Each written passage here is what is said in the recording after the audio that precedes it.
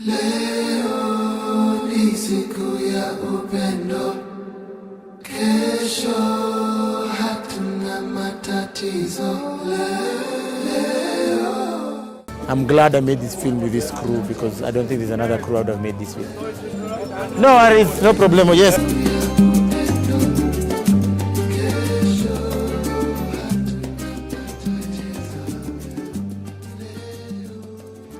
And action. There's this saying that you only write what you love or you write what you hate. And what do I love and what do I hate and how can I write about that? I love my family, I love making movies, and I love comics. As you can see in my background, my house is littered with that. So I wanted to do a movie basically about that. So I based the movie on my mother and my sister and the relationship they had. And so with time started adding the comic elements and adding the filmmaking elements. But later on, the motive for Supa Modo changed because we went to visit a hospital in Nairobi, Kenya for kids with terminal illness. So the motive for the film changed and now it became, we have to honor these kids. And so halfway through, writing the film, everything changed. And now the motivation for Supa Modo is the kids in that specific hospital in Nairobi and how to honor their legacy. No one wanted to do a superhero film without the big budget. And every time you mention superhero film to a producer, they always think visual effects and, people flying. And so it was difficult trying to get the funds for the film. And so it took me 3 years to sort of work out the story and another year of pitching it. And now I made the film in 2017. So the entire process from the idea to the film being shot, I would say it's close to 5 years, I think. But when we went to film it, something amazing happened because the village that we went to filming had people had never shot there before. And so we were now there to teach them how we are making movies while making a movie about someone who's teaching people to make another movie. And it just became this sort of weird universal thing going. But yeah, it was really interesting because we had to allow the characters to make the movies themselves. So we mixed it up. We put professional actors with non-professional actors because I felt like I was making a movie about community. And so I knew I'm gonna be doing a movie with a lot of people in it. So I needed actors who were comfortable with their bodies because in movies, I wouldn't be shooting a close-up a lot. I'll be, seeing more of their bodies, seeing more people in a crowd. I needed people who are comfortable with their bodies. So with the main cast, that is the mom, the sister, Mike, Pato, the shopkeeper, just about six to eight actors are professional. The rest are guys we got from the village there, which was really amazing. Some actors, after we left, the village became a film village, actually. A lot of commercials went to start shooting there. And I got a message or two from people from there who now are professional actors. Jo, our lead, is actually, that was her first time acting. So she was also a non-professional actor. So that was the first time she was acting. So mixing that whole dynamic was kind of tricky at first.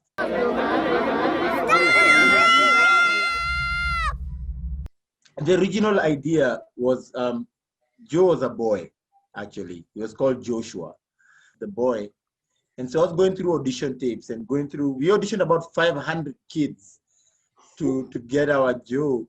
And so in this audition, we wanted the supporting role to be a girl. Like Joshua's best friend was supposed to be a girl.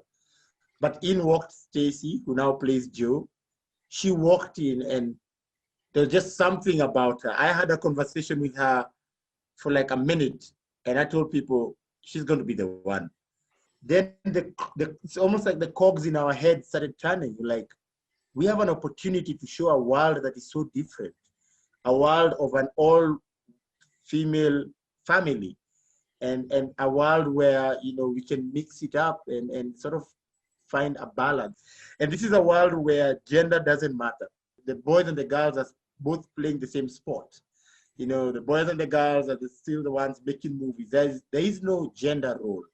And if you look at even how Joe dresses, we decided we're not going to put her in dresses or pink tops. And no, she's going to be, you know, there is no gender with Joe. She represents everyone.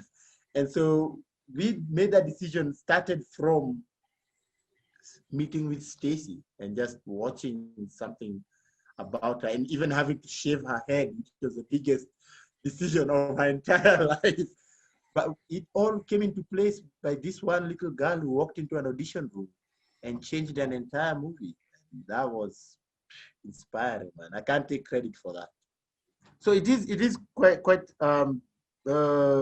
challenging working with children, because, you know, as an adult, we, especially professional actors, you know, we have the know-how and the technical terms. So it's directing adults is quick one-off words. You know, I can use short sentences, but with a child, you have to make them understand, then go from there. Luckily for us, Joe, Stacy is actually a very mature lady, even when filming it, and she understood the nuances, and we were having very deep conversations about even death and sickness, and she understood all that. So for her, directing her was sort of easier because she had the mentality already. But still, what we did was we got an acting coach to be with her throughout to make sure that she stays in character. But also, when it comes to working with kids, you have to make sure that they have fun. And so what we did is that we brought other kids on set to just come and hang out with Stacy and play games when we're not filming. Like in between a take, you know, she had a coloring book, she had toys, she had a good friend there. She'd take a moment and just play and be a child. You have to let them be a child. Sometimes, and in the first week of filming, we all got caught up with this, you know, we are professionals, we are working, but with a child, this is not a job to them, you know. This is them just living and having fun. So we had to make sure that the kids have fun. So we did a lot of games, a lot of dress up.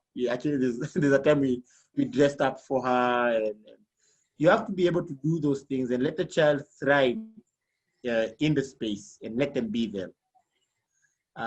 Film is not just entertainment. It has the power to capture imagination and store it for all of eternity. And that was the idea. And that was why Jo insisted on a movie. She saw a way to sort of immortalize herself. That in one of the scenes that we deleted, there was dialogue of Jo talking about that if you're in a movie, you never really die. You know, if you're in a film, if you're in an artwork, if you do a music, if in any art form, as long as you express yourself, you never really die. And the moment people enjoy that art, be it a painting, looking at it, or listening to your music, or watching you in the movies, you never really die, because then you live in their memories, you live in their thoughts, and we wanted that. And Jo was so smart; she figured that out, a way to use you know, film to carry her soul for all of eternity. And so, yeah, we like that idea of imagination and cinema coming together to do something that lasts forever. Filmmaking is it's not just for adults, you know, it's for everyone, and any person of any age, be it young or old, can make a movie. Working with kids when it comes to the art form is not to lock them down. You cannot tell them film is the only way to express yourself. So you have to give them options and then let them choose. So in Kenya, most of the programs we have are art programs. So you'll have music, dancing, artwork, and filmmaking part of it, photography is part of it. And those are the sort of programs we have so that kids can learn what they're good at or what they understand better, rather than telling them, you know, this is just for filmmaking. These are courses on only filmmaking. You sort of lock the kids' imagination, because then you want them to also create their own art form. You'll find maybe someone will be able to, because they learn about the arts, they can be able to use dance and photography and make some new art form, or take film and painting and make something new, we cannot lock their minds. So I'm grateful. We have the company that I'm working that produced the film, One Fine Day Films, has an art program in Kenya. Recently, they even did a ballet recital, which was really cool, with kids from the slum area, teaching them ballet. And I see things like that, and I'm like, there is hope for not just our country, because I'm sure anyone who sees that will carry that to somewhere else, and so it's going to expand slowly. We could fly, we could be the hero, go up high, so high, even the stars will know our names, sing and dance on the clouds, light a fire on the rain, ride a shooting star to heaven, be an angel in the sky. Just hold on to me.